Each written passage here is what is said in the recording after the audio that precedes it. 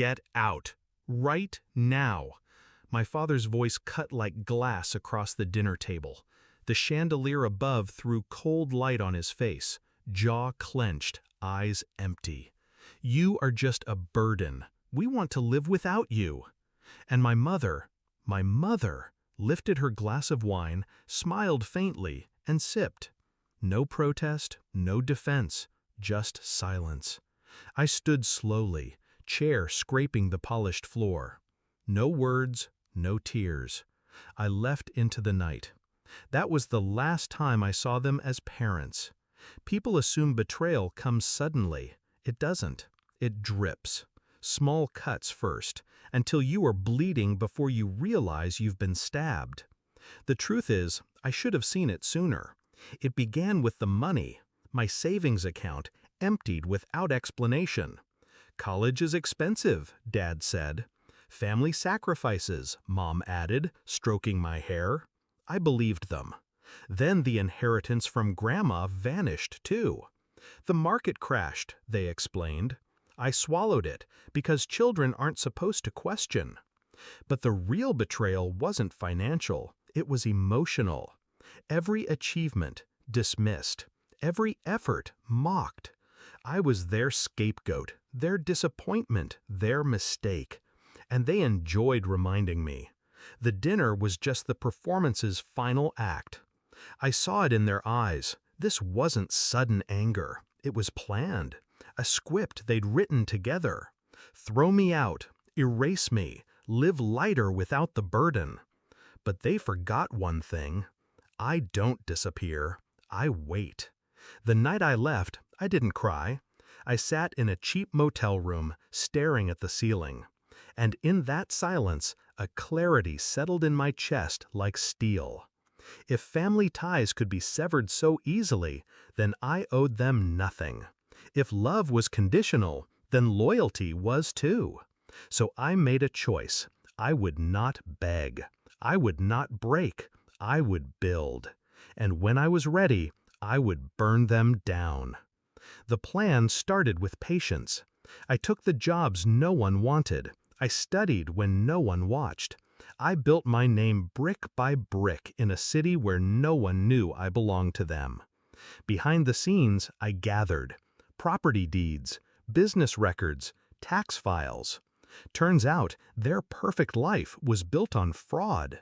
Shell companies, embezzled funds, loans taken in my name. They hadn't just stolen from me, they had built their empire on my identity. And that was the rope they'd hang themselves with. I contacted the right people, not with rage, but with evidence. Auditors, investigators, prosecutors. One quiet email at a time, one signed affidavit, one sealed envelope. Every piece was deliberate, every move invisible. They laughed at dinner tables, hosted parties, toasted their success. And I watched from the shadows, tightening the noose. 1 week later, the call came. I was in my office when a colleague walked in, phone in hand. "Did you hear? Your parents are in big trouble." I didn't flinch, didn't smile, didn't even look surprised. I just said, calmly, "I know." Because I had written the script this time. The downfall wasn't loud, it was surgical. Their assets froze first, accounts drained by the state. Then came the headlines. Local couple charged in multi-million fraud scheme. Their friends vanished overnight. Their names dragged through every courtroom and every paper. And then, the final blow. The loans. The ones in my name.